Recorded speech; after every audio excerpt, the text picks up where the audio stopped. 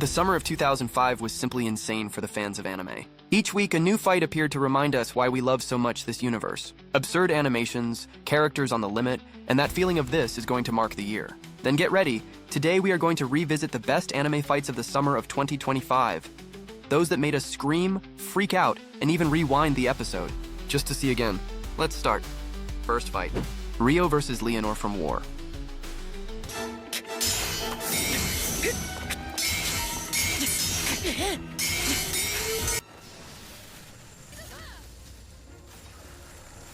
And to open our list, we have one of the most pleasant surprises of the season, The Warrior Magician, an anime that started calm with that vibe almost slice of life and the chill Luffy-like soundtrack, until everything turned upside down. The protagonist Rill is just a boy trying to live in peace, but destiny had other plans.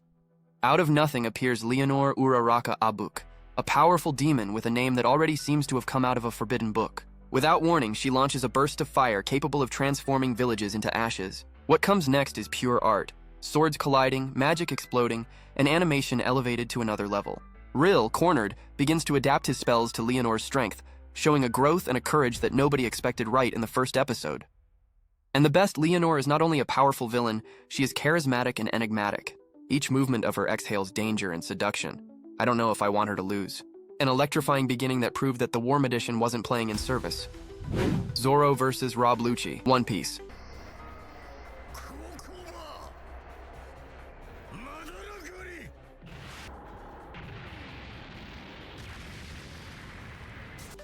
Ah man, if there was a moment that transformed the summer of 2025 into a true festival of screams and theories, it was this one, Zoro versus Rob Lucci.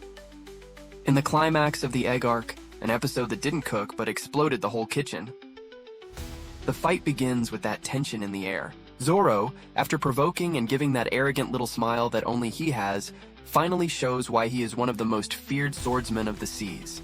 And then comes the legendary moment. The trio of swords Enma, Wado Ichimonji, and Shusui, shining in the dark as if the very sky trembled in respect. When the haki of the conqueror of him activates, the scenery changes completely.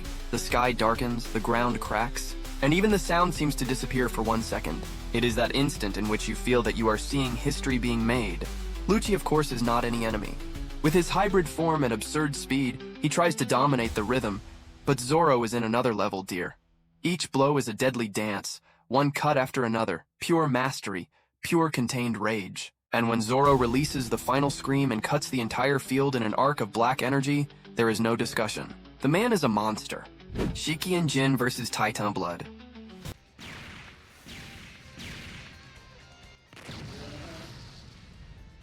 There are animes that fight to make you emotional. There is Dog, that prefers to throw you face first into the mud and make you swallow the metallic taste of blood. Since the beginning, the series made clear that here there is no space for perfect heroes, only survivors, and sometimes not even that. The fight between Sheik and Jin and the monstrous Blood Titan was a spectacle of despair and brutality.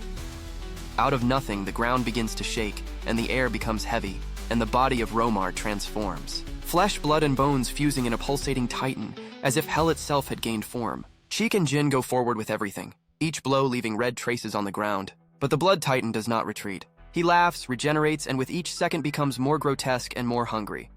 It is at this point that the anime shows why it conquered so many people. Sheik, even wounded, decides to use the forbidden technique. He literally rips the blood from his own body and molds it into a living revolver, a weapon made of pain and pure hatred. The final shot, a bullet that explodes the Titan from the inside out. A rain of blood and smoke covering the entire field, only the echo of the heart beating. And it is the certainty that in that instant, Sheik did not fight to win.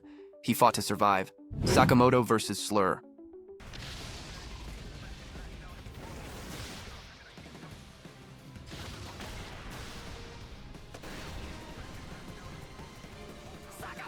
Do you have an anime that managed to transform action into pure visual art? This is Sakamoto Days, a true gift for fans of intelligent brawls. The highlight of the fight against Slur is the apex of this choreographed insanity. On the surface, only a clash between assassins, but those who follow know, each blow there has history, purpose, and pain. Sakamoto, ex-hitman retired and now owner of a convenience store, sees himself forced to remove the dust from the weapons and from the memories beside Shin and Aioi. He faces a team of killers led by Slur, an antagonist as charismatic as lethal.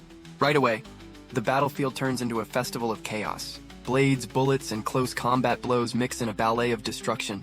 Shin tries to use his telepathy. Aoi fights like a living wall, but nothing seems to work until Takamura draws his sword. And that's when everything changes. The rhythm of the fight accelerates, the cuts gain weight, and the animation direction reaches another level. Each frame seems thought to make you tense, to make you feel the impact as if you were there in the middle of the crossfire. Sakamoto, even out of shape, shows why he is a legend. He decides to counterattack, and in the end faces Slur face to face. Two monsters that understand that violence for them is just another language. An absurd choreography with cinematographic care. And a soundtrack that doesn't let you blink. It was in this episode that Sakamoto Days proved that it is not only an anime of comedy and action, it is a manual of how to make a fight with soul. Shuzunk versus the Possessed Guards.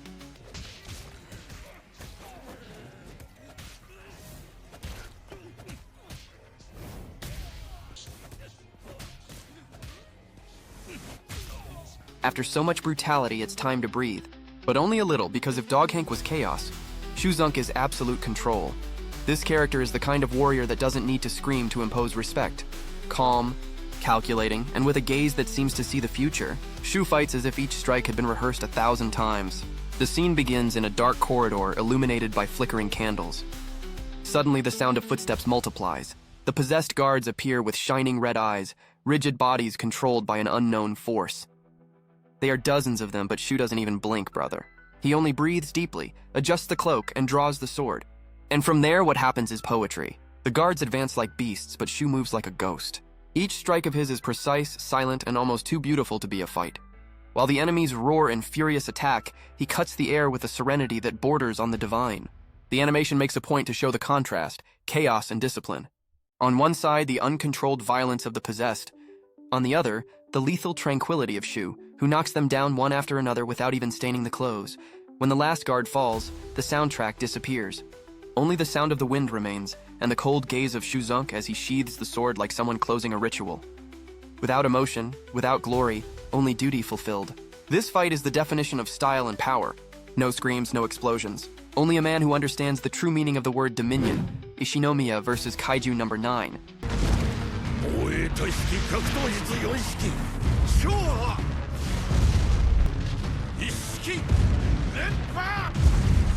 There are fights that excite, and there are fights that mark.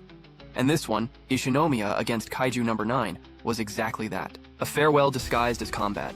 The episode begins without delay. The battlefield is a city in ruins, smoke covering the sky and the roar of number 9 echoing like an omen. Isa, the veteran of the defense force, walks firm.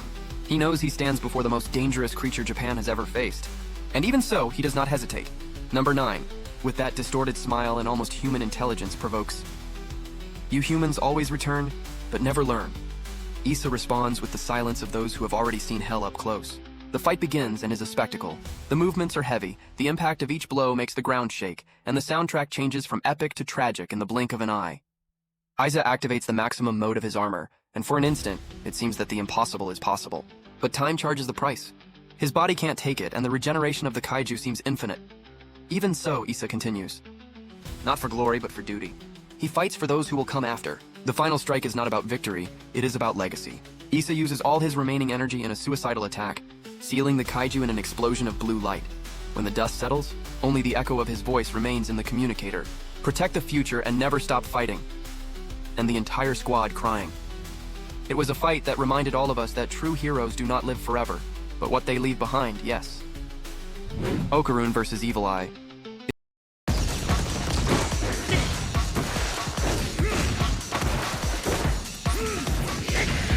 If there is one thing that Dandadan never did, it is to warn you before becoming completely crazy. And the fight between Okarun and the Evil Eye was exactly that. An overdose of spiritual energy, bizarre humor, and animation worthy of exploding screens. The scene begins with a sinister atmosphere. Evil Eye appears surrounded by a purple aura that seems to vibrate in the air, each blink of light distorting the scenery. He is not only a villain, he is an entity that exists between the real and the absurd.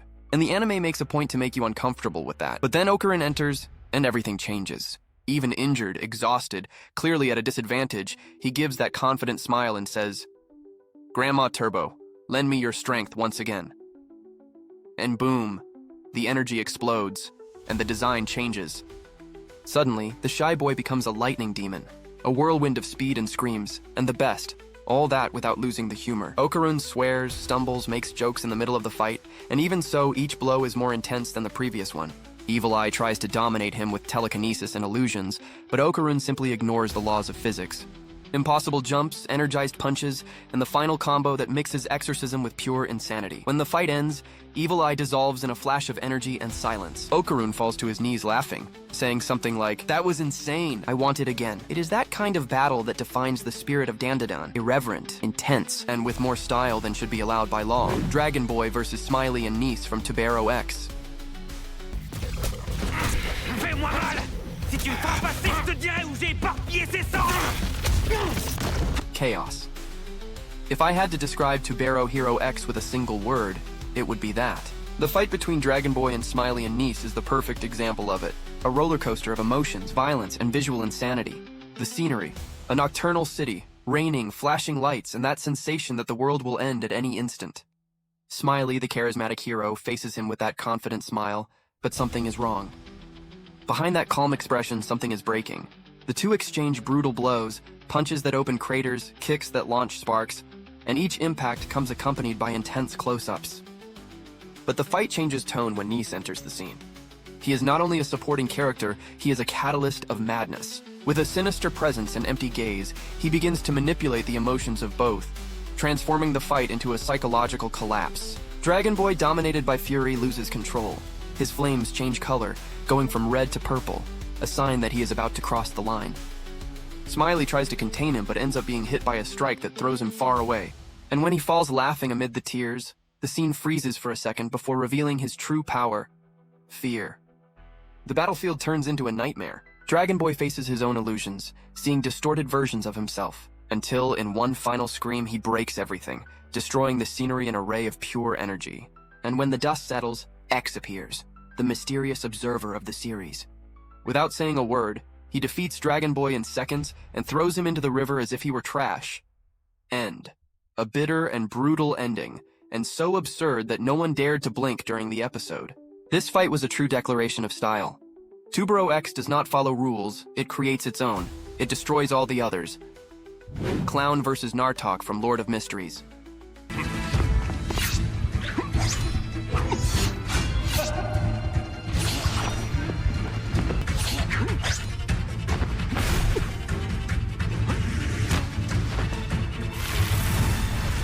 And to close with a golden key, or better, with mask and blood, comes Lord of Mysteries, an anime that caught everyone by surprise with its mixture of psychological horror and Victorian fantasy, and a power system worthy of Lovecraft. The series had already attracted attention, but the duel between Clown and Nartok was the moment when the absurd turned into art. The scene begins in an old hall, full of red curtains, cracked mirrors. Clown is spinning, dancing, laughing, a laughter that sounds more like crying. On the other side, Nartok watches in silence, a being that seems made of liquid shadows, with eyes that shine like candles about to go out. And when the first movement happens, time seems to stop and Clown transforms the battlefield into a spectacle of illusions, distortions, and visual tricks that confuse the enemy and the spectator. Suddenly the hall folds upon itself, and each step becomes a trap. Nartok responds with the opposite: silence, focus, and contained power. While Clown screams, dances, provokes, Nartok moves only once, and everything around changes. The contrast between chaos and calm, between noise and emptiness, is what makes this fight an almost spiritual experience. In the climax, Clown is cornered, but instead of running away, he opens his arms and says, "After all, the show must go on." Explosion of light and laughter and shadows that mix. And the episode ends with Clown's mask floating on the floor, without the body, without sound. It was the perfect ending for a summer that mixed the epic with the bizarre. Unforgettable. Because in the end, the best fights are not only about strength, they are about emotion, madness, and how much we are willing to feel together with the characters. And so we close our special with the best anime fights of the summer of 2025. But tell me, which of these scenes gave you the most chills? Was it the poetic chaos of Zoro, the tragedy of exhaustion of Ishinomiya, or the pure visual delirium of Okarun? Comment down below your favorite, leave that like to strengthen the channel, and of course, subscribe to not miss the next top of fights because it already promises power-ups worthy of legendary shows. And we'll see each other in the next video. Until then, remember, each fight is a story, and each story deserves to be lived until the last frame. Thanks, talked, we're together, and bye. Ciao.